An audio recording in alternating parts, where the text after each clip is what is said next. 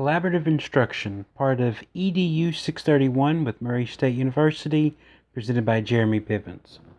So for this motivation and management project, I wanted to work with my collab instructor, Vicki Mathis, who is also my facilitator.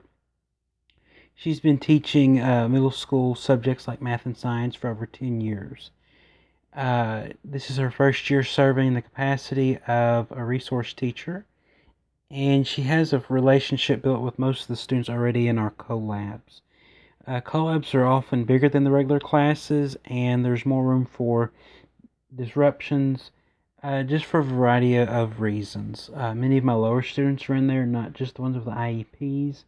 So I thought this would be a good time to actually put into practice the research strategies that would be needed for management and instruction.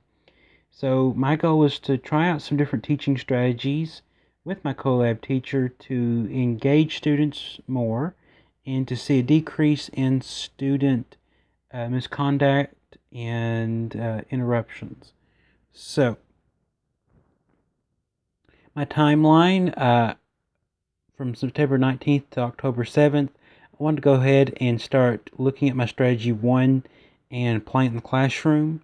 I gave a survey to my students to see how they felt things were going, how they felt like they were learning. Also, I looked at assessments during that time to see how students were performing. The next strategy was from October 10th to the 28th. Same kind of thing afterwards. I gave an assessment and a questionnaire to see how students were feeling about it. October 31st to November 18th was the time for the third strategy. I did these in 3-week intervals to see how 3 different strategies were working. Then on the 19th of November, I started going through data analysis. I started writing my paper, and then I had my final paper due for the due date, the 27th. The ultimate goal of this project was to introduce several techniques of collab teaching with my collab teacher, assess how students receive the different teaching methods with regard to behavior and academic success, and to find the best teaching that would maximize instructional time and academic success and minimize behavioral problems. Strategy 1 was I do, we do, you do. You can see our benefits and cons. Strategy 2 is collaborative style. You see our benefits and cons.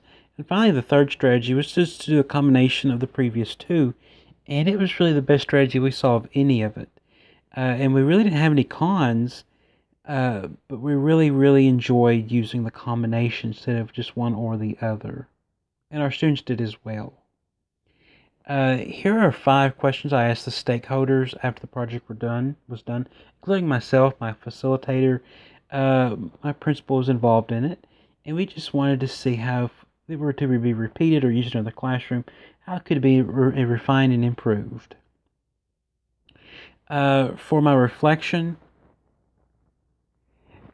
we saw an engagement in students, and we had a realization for a need of collaboration for teachers planning, which was key to student success.